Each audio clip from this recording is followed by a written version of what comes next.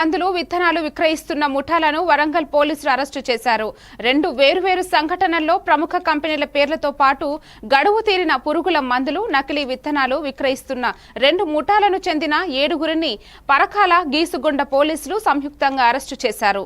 ఈ 2 ముఠాల నుండి పోలీసులు సుమారు 63,62,000 రూపాయల విలువగల నకిలీ కాలం తీరిన పురుగుల మందులను స్వాధీనం చేసుకున్నట్లు కమిషనర్ సన్ప్రీత్ సింగ్ వెల్లడించారు. అట్లాగే ఇది దీంతో పాటుగానే గ్లైఫోసేట్ హర్బిసైడ్ ఏదైతే ఉన్నదో వాటికి సంబంధించి క్వాంటిటీ ఇదంతా కూడా ఈ కేసులో పట్టుకోవడం జరిగింది. సో బేసికల్గా ఇందులో ఫస్ట్ సెర్చ్ అప్పుడు ఒక 1 కిలోగ్రామ్ మరి ఎస్టీబీటీ కాటన్ సీడ్ దొరికింది.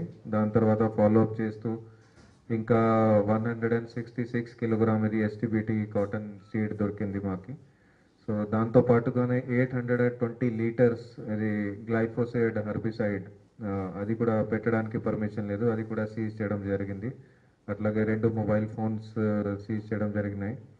సో ఈ కేసులో ప్రస్తుతానికి ఇప్పటి వరకు మన దగ్గర ఇది 4 అక్యూజ్డ్ మేము గుర్తించాము ఈ కేసులో ఇన్వాల్వ్మెంట్ ఉన్నట్టు. 4లోని ముగ్గురిని ఆల్రెడీ ఇప్పుడు పట్టుకోవడం జరిగింది. ఇంకో 4 ఆయన ప్రజెంట్ పరారీలో ఉన్నాడు. సో వీళ్ళ డీటెయిల్స్ వచ్చేసి ఎవరితో అక్యూజ్ A1 ఉన్నాడు, ఇతని పేరు బి రెడ్డి మారెడ్డి.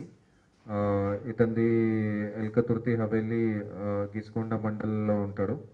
సెకండ్ ఆయన పేరు వచ్చేసి తనుగుంటల సందీప్ అని, ఇతనిది రెడ్డిపాలెం విలేజ్ హతనూర్ సంగారెడ్డి జిల్లా నుంచి.